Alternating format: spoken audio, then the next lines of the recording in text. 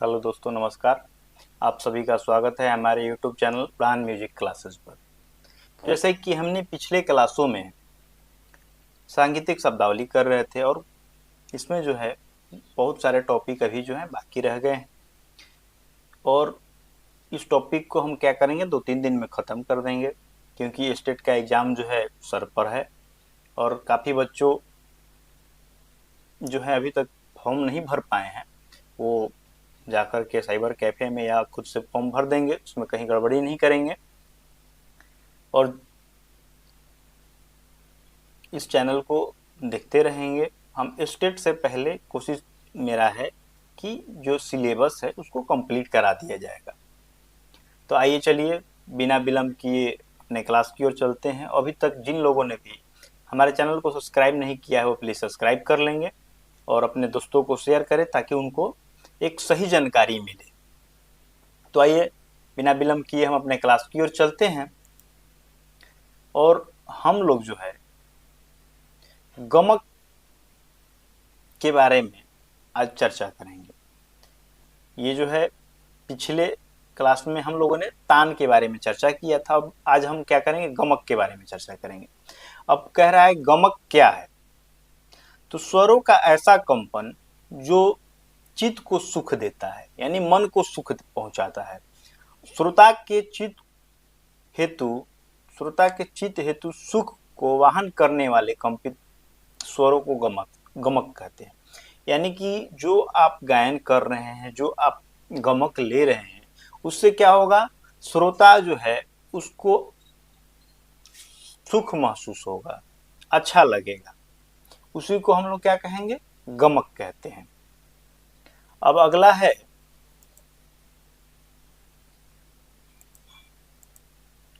देसी भाषा में गमक को वाक कहकर पुकारा जाता है। ये कहीं कहीं पे क्वेश्चन पूछ देगा कि देसी भाषा में गमक को क्या कहा जाता है, तो देसी भाषा में गमक को वाक कहा जाता है।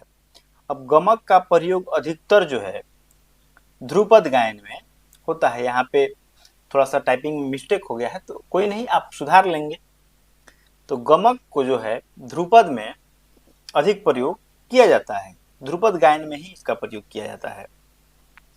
अब हम जानेंगे गमक के प्रकार, गमक के कितने लक्षण हैं या कितने प्रकार हैं। तो दक्षिणी भारतीय शास्त्रीय संगीत और उत्तरी भारतीय शास्त्रीय संगीत, ये दो जो है संगीत के गायन हेतु बांटा गया है। तो जो दक्षिण भारत में जो गायन होता है उसमें जो गमक है आपके 10 प्रकार होते हैं और जो उत्तर भारत यानी कि हम लोग हैं उसमें आपके गमक के 15 प्रकार प्रयोग किए जाते हैं। अब जानेंगे दक्षिण भारत में गमक के पहले प्रकार जान लेंगे। तो दक्षिण संगीत में 10 प्रकार के गमक मिलते हैं और ये 10 प्रकार निम्न हैं। कौन कौन है, आरोह, अवरोह, ढालू, स्फुरित, कंपित, आहत, प्रत्याहत, त्रिपुंज, आंदोलित और मूर्छना। ये आपके 10 प्रकार हो जाएंगे गमक के दक्षिण भारत के। अब हम जानेंगे उत्तर भारत के गमक के प्रकार। तो उत्तर भारत में 15 प्रकार के गमक बताए गए हैं। सर्वप्रथम संगीत रत्नाकर में गमकों का स्पष्ट लक्षण मिलता है और इसमें कुल 15 गमक मिलता है। अब कौन कौन मिलता है ये हम जान लेंगे।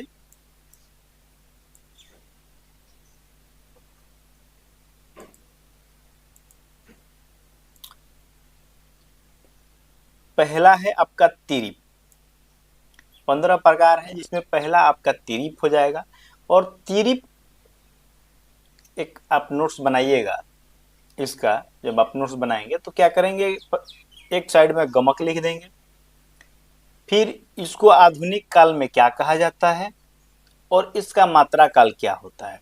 ऐसे आप 3 खंड बना लेंगे और पहला जब लिखेंगे तो तिरिप लिख देंगे और इसे आजकल हिलोल भी कहा जाता है, तो उस पर आधुनिक, एक पर आधुनिक लिख देंगे और उसको हलोल लिख देंगे। और इसमें स्वरों के वेग को कंपित किया जाता है और यह कंपन 1/8 मात्रा काल का होता है। तो तिरीप आप समझ गए, तिरीप को आजकल हलोल भी कहा जाता है और इसका जो मात्रा काल होता है वो 1/8 मात्रा काल का होता है। अब दूसरा है स्फुरित, इसे आजकल गिटकरी कहते हैं और इसका जो मात्रा काल है 1/6 मात्रा काल का है। तो एक तरफ स्फुरित लिख देंगे और आधुनिक में गिटकरी लिख देंगे और मात्रा काल में 1/6 लिख लेंगे। अब अगला है कंपित, इसे आजकल खटका कहते हैं और इसका जो मात्रा काल है वो 1/4 है। अब आपको स्पष्ट हो गया कि तिरीप का जो है मात्रा काल 1/8 है, स्फुरित का 1/6 है और कंपित का 1/4 है।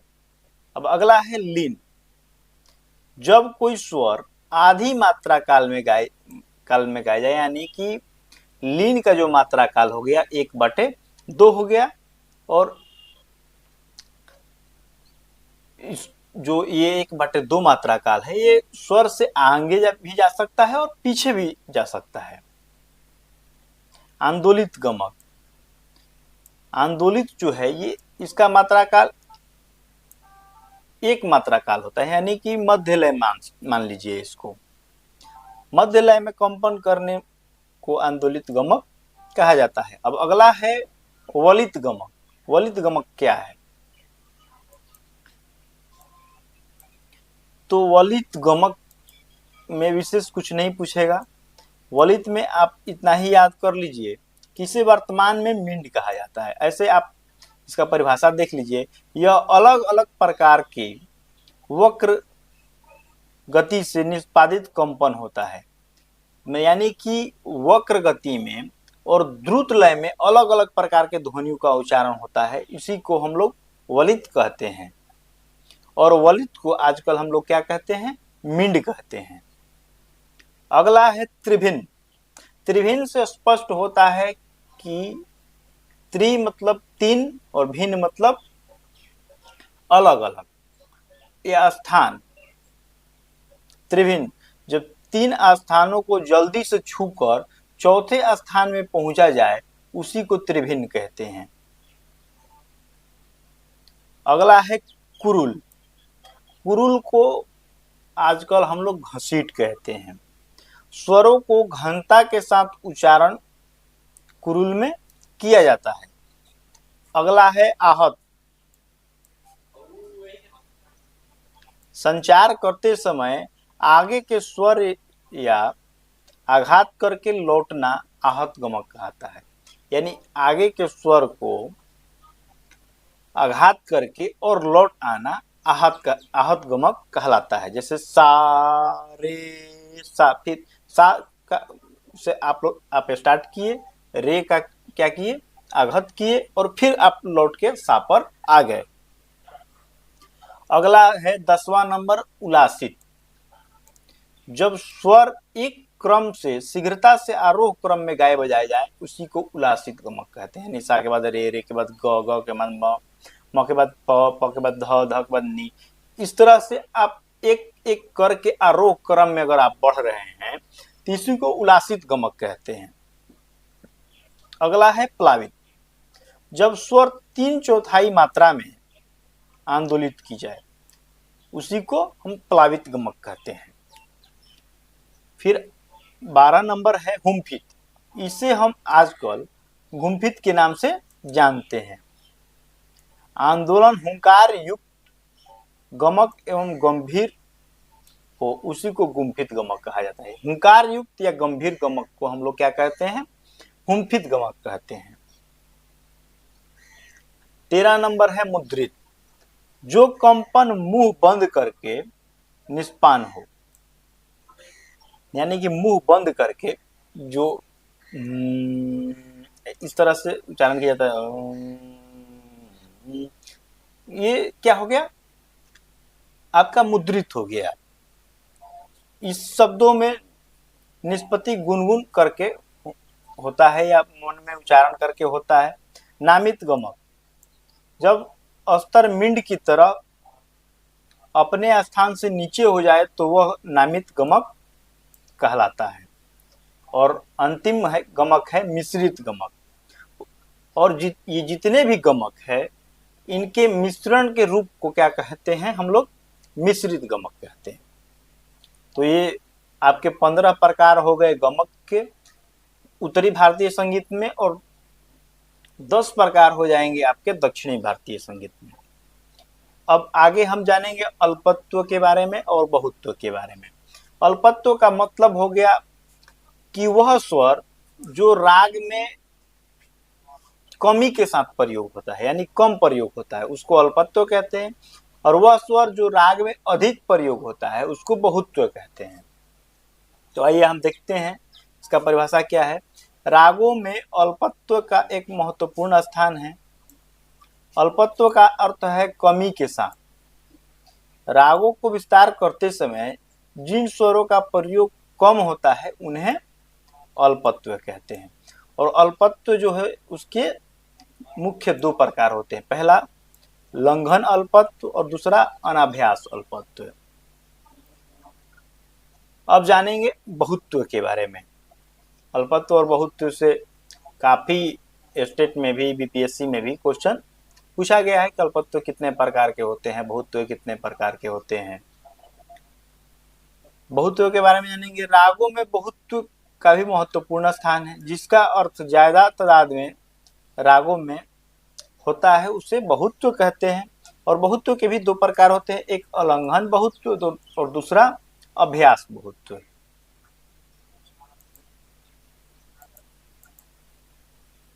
अब हम जानेंगे ग्रह, अंश, न्यास और अपन्यास।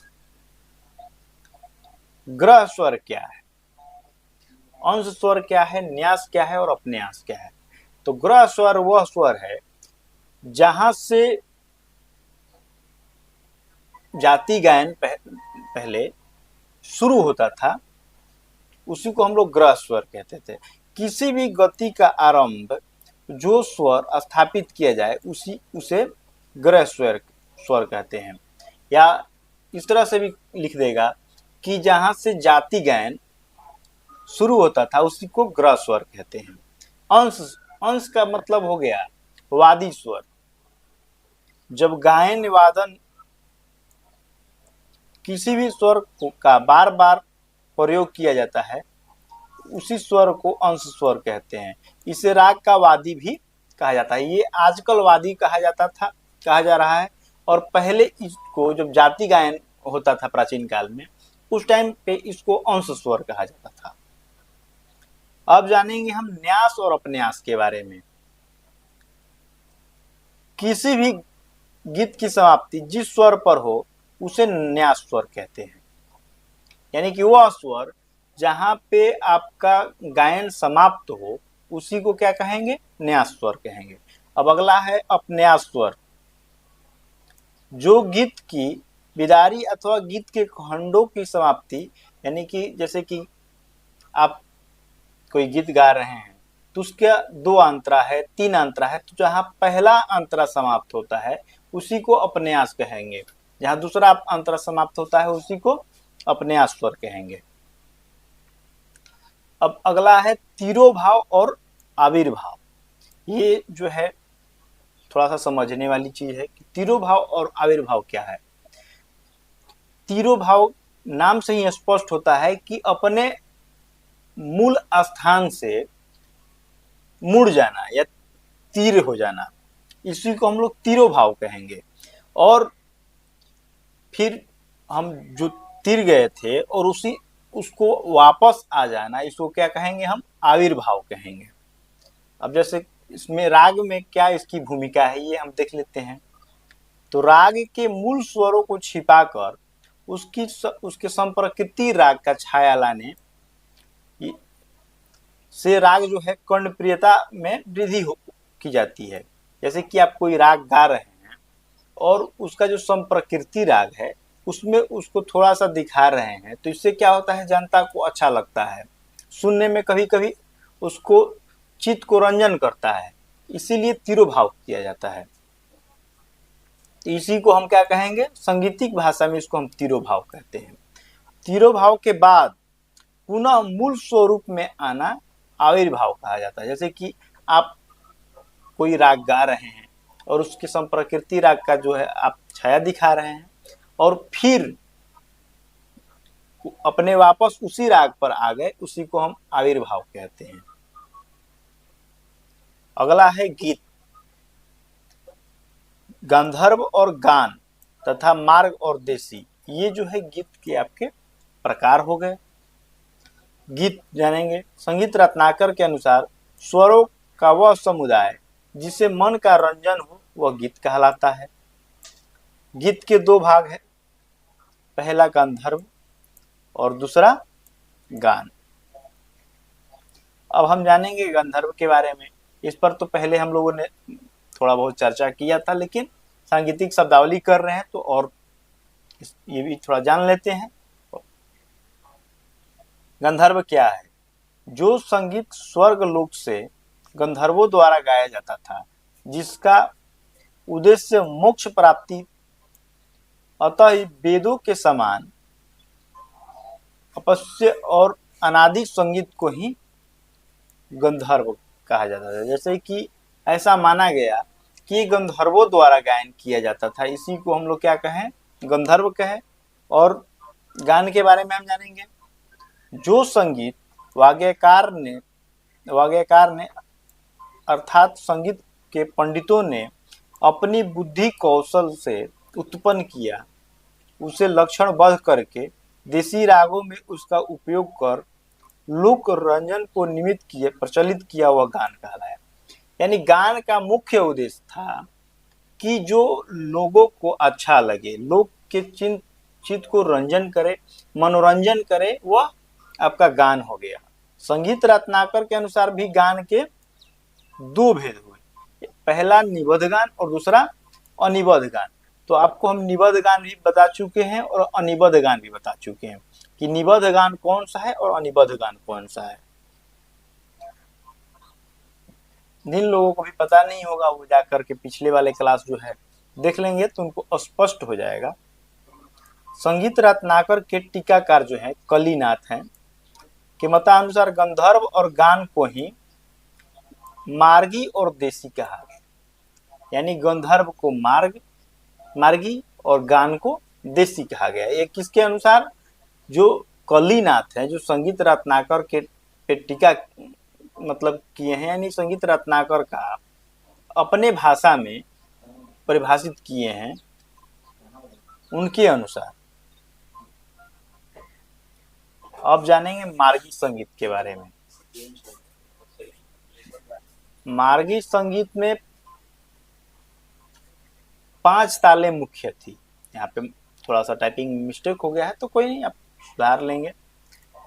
ये जो टाइप है ये दूसरा लड़का करता है, तो टाइप में थोड़ा बहुत मिस्टेक कर देता है। तो 5 ताले मुख्य हैं: चचतपुट, चाचपुट, सम्यक वेष्टाक, उद्घट एवं षट पितापुत्र। ये जो है आपके 5 मुख्य ताल हैं मार्गी संगीत के।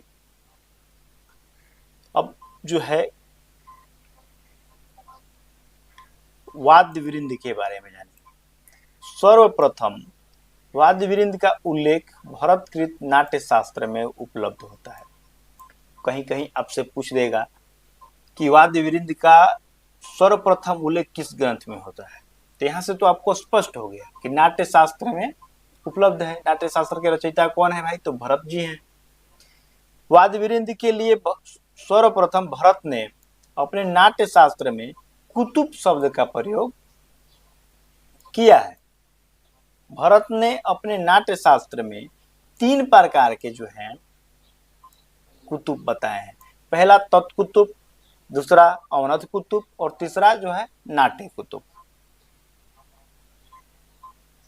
अब हम जानेंगे वृंद के बारे में। वाद्य वृंद का तो मतलब समझ गए नाट्य शास्त्र में क्या कह रहा था।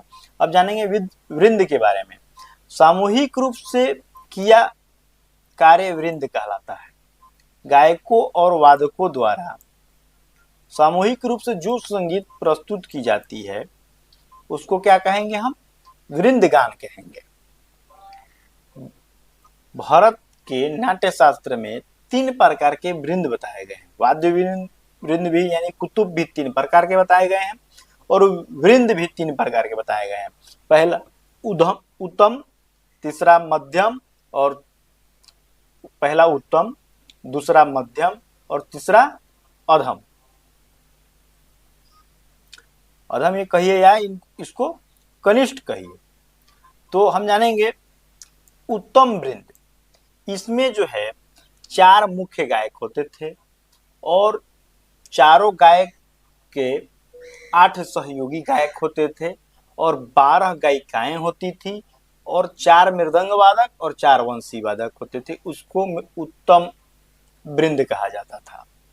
तो आप जान जाइए, 4 गायक, 8 सहयोगी गायक, 12 गायिकाएं और 4 मृदंग वादक और 4 वंशी वादक, तो उसको क्या कहा गया? उत्तम वृंद कहा गया। अगला मध्यम वृंद। तो मध्यम वृंद जो है, इसमें 2 मुख्य गायक होते थे और 4 सहायक गायक होते थे, 6 गायिकाएं होती थी, 2 वंशी वादक और 2 मृदंग वादक। यानी उत्तम से आधा मध्यम और मध्यम से आधा कनिष्ठ वृंद। अब जानेंगे कनिष्ठ वृंद। इसमें 1 मुख्य गायक, 2 सहायक गायक, 3 गायिकाएं और 1 वंशी वादक और 1 मृदंग वादक होते थे। तो आपको स्पष्ट हो गया कि उत्तम में 4 मुख्य गायक, 8 सहयोगी गायक, 12 गायिकाएं और 4 मृदंग वादक और 4 वंशी वादक। मध्यम में 2 मुख्य गायक, 4 सहायक गायक, 6 गायिकाएं, 2 वंशी वादक और 2 मृदंग वादक। कनिष्ठ में 1 मुख्य गायक, 2 सहायक गायक, 3 गायिकाएं और 1 वंशी वादक और 1 मृदंग वादक। तो ये आपका वाद्य वृंद और वृंद, ये आपका यहाँ पे समाप्त हो गया। इसी में से 1-2 क्वेश्चन आपको जरूर पूछता है, तो आप जो है इसका नोट्स जरूर बना लेंगे। अगला है वाग्यकार। ये भी चैप्टर जो है महत्वपूर्ण है और वाग्यकार के बारे में हम लोग जानेंगे। तो प्राचीन काल में वाग्यकार उस व्यक्ति को कहा जाता था जो पद और स्वर दोनों रचनाओं में प्रवीण होता था। उसी को हम लोग क्या कहेंगे? वाग्यकार कहेंगे। संगीत रत्नाकर के अनुसार वाग्यकार के 28 गुण बताए गए हैं। संगीत रत्नाकर के अनुसार ऐसा व्यक्ति जो धातु एवं मातु दोनों में निपुण हो। धातु का मतलब हो गया संगीत, स्वर, और मातु का अर्थ हो गया शब्द। संगीत रत्नाकर में वाग्यकार के 3 प्रकार बताए गए हैं: उत्तम वाग्यकार, मध्यम वाग्यकार और अधम वाग्यकार। और उत्तम वाग्यकार के 28 गुण होते थे, मध्यम के उससे थोड़ा सा कम होता था, अधम के उससे थोड़ा कम होता था। तो ये जो है आप कहीं पे देख लेंगे, ये हमको नहीं, हम 2-3 बुक देखे, उसमें मध्यम के गुण नहीं मिला हमको, इसीलिए गलत बताने से अच्छा है कि हम आपको नहीं बताएं, आप दूसरे जगह से देख लेंगे इसको। तो आज का जो क्लास है हम यहीं तक रखते हैं। कल जो है थाट है, फिर उसके बाद राग है। थाट को समझने के लिए थोड़ा सा टाइम लगता है। तो आज का जो क्लास है हम यहीं पर समाप्त करते हैं। और जिन लोगों ने भी अभी तक हमारे चैनल को सब्सक्राइब नहीं किया है वो प्लीज़ सब्सक्राइब कर लेंगे और अपने दोस्तों में शेयर करें ताकि उनको सही जानकारी मिले। और जो लोग भी अभी तक स्टेट का फॉर्म नहीं भरे हैं वो जल्दी से भर लें ताकि कहीं दिक्कत ना हो। और जिनको नहीं समझ में आ रहा है कि स्टेट में क्या पूछ रहा है, कहाँ से पूछ रहा है, वो कमेंट करेंगे, हम उनको अपना नंबर दे देंगे, वो बात कर लेंगे। फॉर्म कैसे भरना है इसका भी हम बता देंगे आपको, फॉर्म कैसे भरें। तो आज का क्लास हम यहीं पर समाप्त करते हैं। राधे राधे, जय श्री कृष्ण।